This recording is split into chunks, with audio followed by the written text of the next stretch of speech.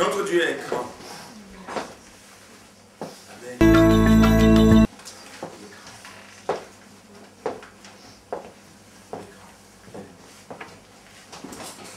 Et ce matin, vous allez entendre un message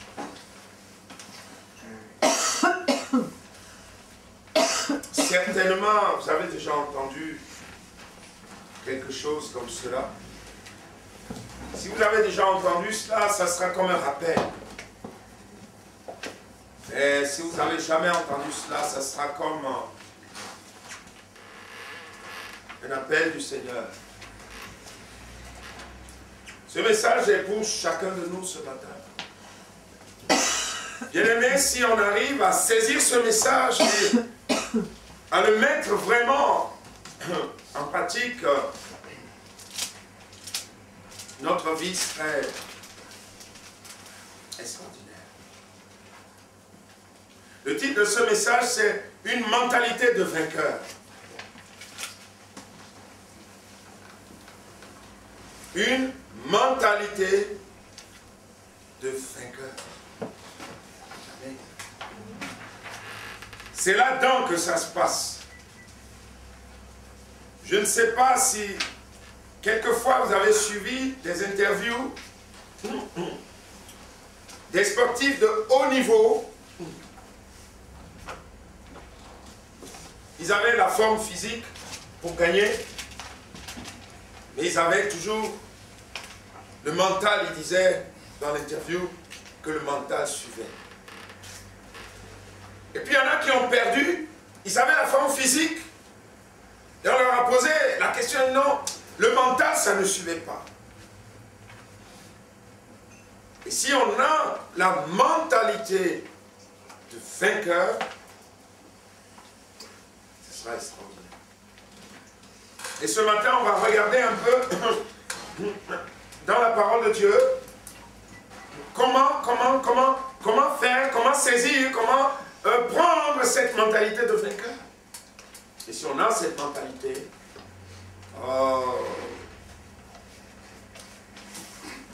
nos vies seraient des vies de règne, des vies extraordinaires. Notre frère a lu un texte glorieux de la bénédiction de Dieu dans Deutéronome 28. Il a lu du verset 1 à 14. Et on va revenir un petit peu là-dessus pour voir comment saisir une mentalité de vainqueur. Déjà, pour compléter ce texte, on va lire Galates.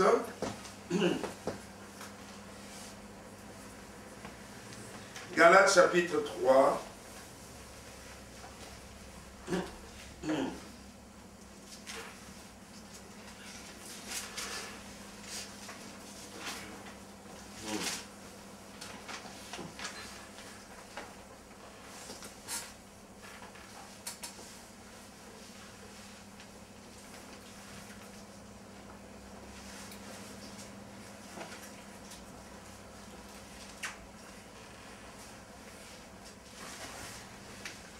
À partir du verset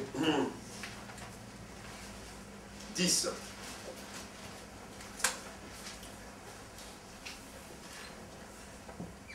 Car tous ceux qui s'attachent aux œuvres de la loi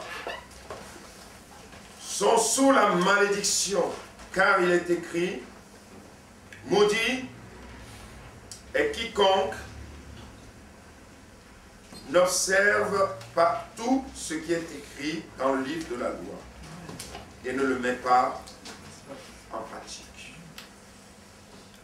Et que nul ne soit justifié devant Dieu par la loi, cela est évident, puisqu'il est dit, le juste vivra par la foi. Alors la foi ne possède pas de la loi, Mais elle dit, celui qui mettra ces choses en pratique vivra par elle. Verset 13. Christ nous a rachetés de la malédiction de la loi, étant devenu malédiction pour nous, car il est écrit, maudit est quiconque est pendu au bois, afin que la bénédiction d'Abraham eût pour les païens son accomplissement en Jésus-Christ, et que nous reçussions par foi l'Esprit qui avait été promis. Amen. Bien-aimés, la condition de la bénédiction qui nous a été lue tout à l'heure dans Deutéronome 28, cette condition c'est si tu obéis à la voix de l'Éternel ton Dieu en observant et en mettant en pratique tous ces commandements que je te prescris aujourd'hui. On est d'accord? Donc celui qui ne met pas en pratique ne peut pas avoir ces bénédictions qui ont été lues tout à l'heure pour nous. Il faut bien comprendre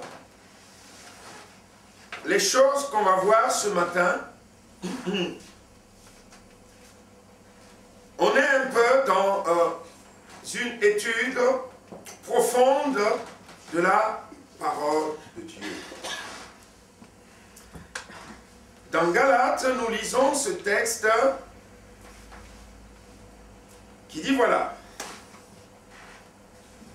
La loi dit, celui qui mettra ces choses en pratique vivra par elle.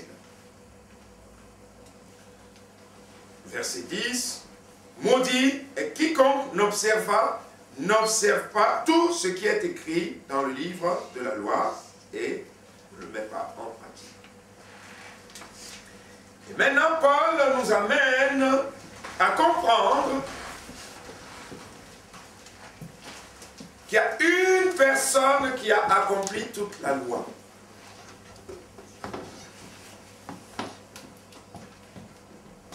Et cette personne qui a accompli la loi s'appelle Jésus-Christ.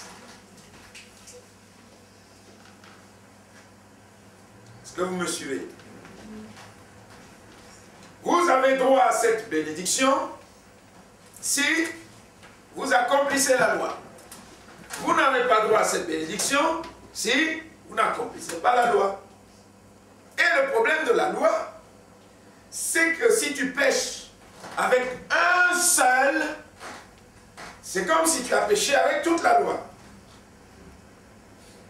S'il y a 10 commandements, que tu observes 9 et que tu pêches avec un, c'est fini. Tu es souillé. La bénédiction ne peut plus te toucher. Maintenant, l'apôtre Paul nous emmène dans la puissance de la gloire, de la manifestation de Jésus.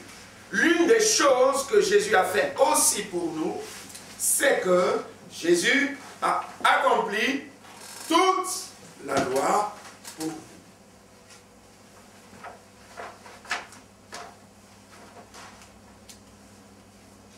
Ça revient à dire que tous ceux et celles qui un jour ont dit à Jésus, Seigneur, je t'ouvre mon cœur, je te donne ma vie, deviens s'il te plaît mon sauveur, pardonne-moi de tous mes péchés, lave-moi par ton sang précieux, et qu'à partir de maintenant je devienne ton enfant. C'est librement que je me confie en toi. Mais ces personnes-là, qui ont reçu le Seigneur Jésus, deviennent devant Dieu des gens qui sont justes. Du coup, la bénédiction est pour eux. Parce que Jésus a accompli toute la loi. Et eux, ils sont en Jésus. Et quand ils se présentent à Dieu pour obtenir quelque chose, ils ne se présentent pas à Dieu en leur nom. C'est au nom de Jésus que je m'approche de toi, mon Seigneur. Amen. Je ne vis plus pour moi-même. Je vis pour mon Seigneur. Alors là, qu'est-ce qui se passe? La porte de la bénédiction.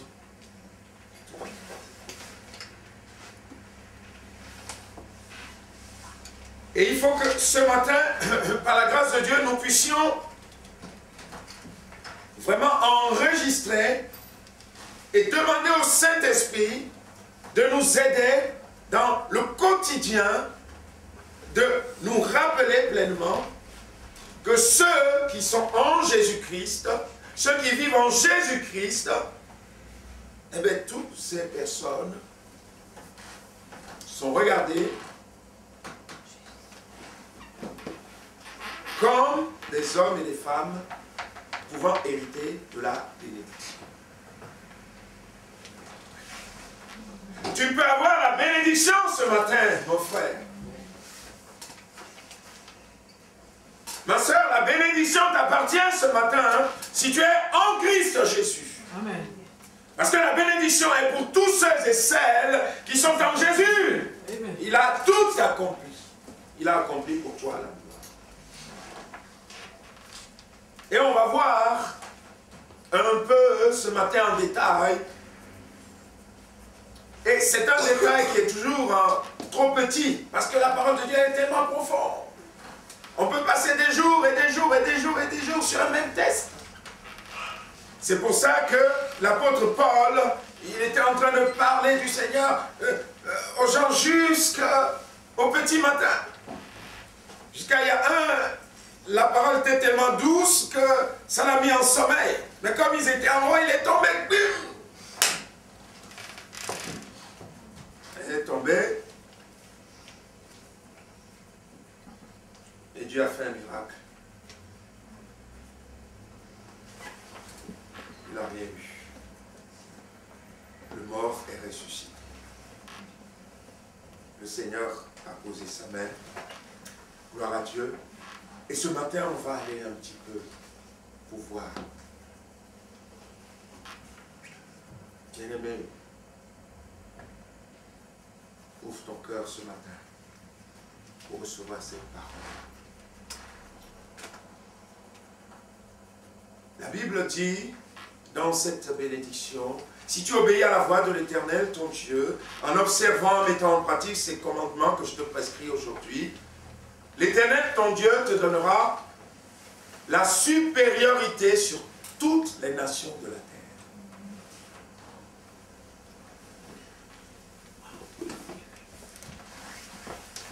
La supériorité sur toutes les nations de la terre. Comment moi aujourd'hui, dans ma vie, je peux appréhender cela? Étant enfant de Dieu. Est-ce que tu sais que Dieu t'a donné en Christ Jésus la supériorité sur toutes les nations de la terre? Il n'y a pas de l'orgueil. C'est une proclamation réelle de ce que Christ a fait. Dans Jean, chapitre 17, verset 16, nous lisons ces paroles.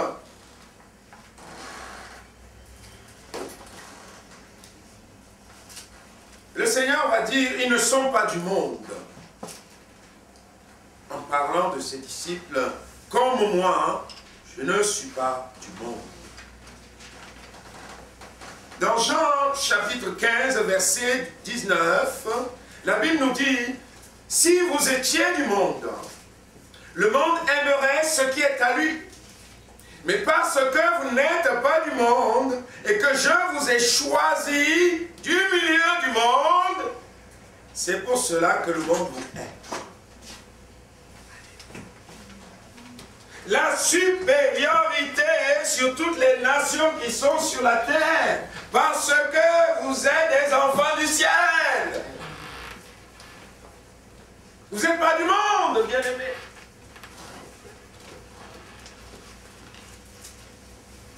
Le Seigneur dit, je vous ai choisi du milieu du monde, mais vous êtes un peuple à part. Hein? Vous êtes un peuple du ciel. Vous êtes mon peuple à moi. C'est important. Vous n'êtes pas n'importe qui. Vous êtes des fils et des filles du Très-Haut. Et ça, il faut que ma mentalité le saisisse. Il faut que je change de mentalité. Que je comprenne que c'est une réalité.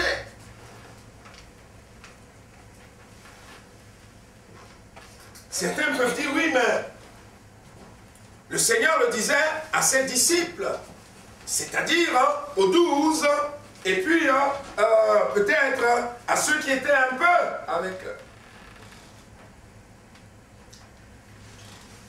C'est juste. Mais le Seigneur va dire, ce n'est pas pour eux seulement que je prie, mais encore pour ceux qui croiront en moi par leur parole, afin que tous soient un. Comme toi, Père, tu es en moi, et comme je suis en toi, afin qu'eux aussi soient un en nous, pour que le monde croie que tu m'as envoyé.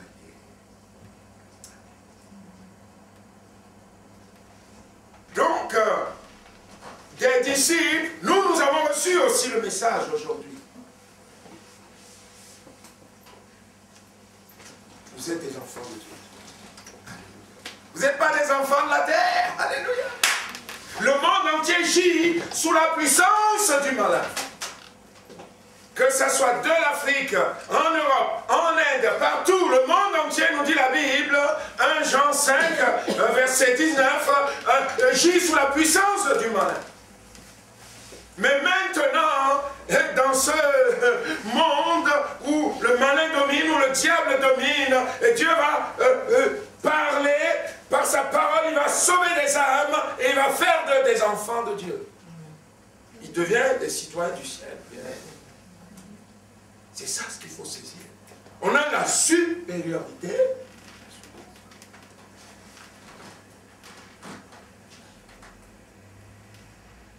Imaginez une bonne à la maison qui travaille pour un patron. Bonne, il sait qu'il est bonne. Voilà, on va dire, ben, fais-moi ceci, fais-moi cela. Et puis un jour, le patron change. Il dit, mais attends, aujourd'hui, c'est toi qui vas être le patron. Et c'est moi qui vais être la bonne. Demande-moi ce que tu veux. Est-ce que ça se passe, ça? Elle dit, mais qu'est-ce qui lui arrive? Ça ne va pas aujourd'hui? Et bien souvent, nous sommes comme ça. Bien souvent, nous sommes comme ça. Nous ne revêtons pas cette réalité de qui nous sommes. Et l'ennemi en profite. Si toi, tu es patron, que tu ne sais pas que tu es patron. Et si toi, tu es fils de Dieu, tu as la supériorité que tu ne le sais pas. Ah ben lui, il va en profiter. Donc, dans ta mentalité, si tu as reçu le Seigneur Jésus-Christ, cette bénédiction est pour toi. Amen. Tu as la supériorité parce que tu n'es pas du monde. Et comprenez pourquoi le monde vous hait. Eh oui. Parce que eux, leur patron, c'est le diable, nous dit la parole. Le monde entier gît sous la puissance du mal.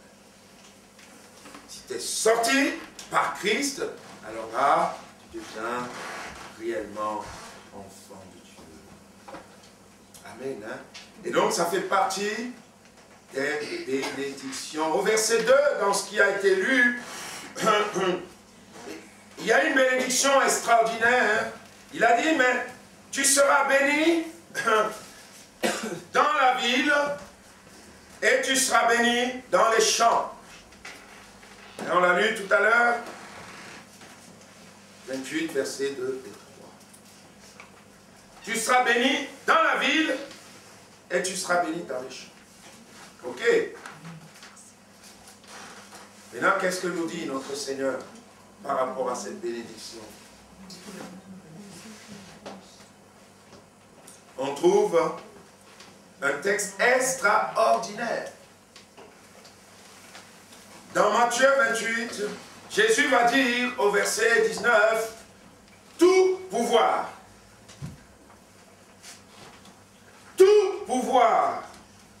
m'a été donné dans le ciel et sur la terre.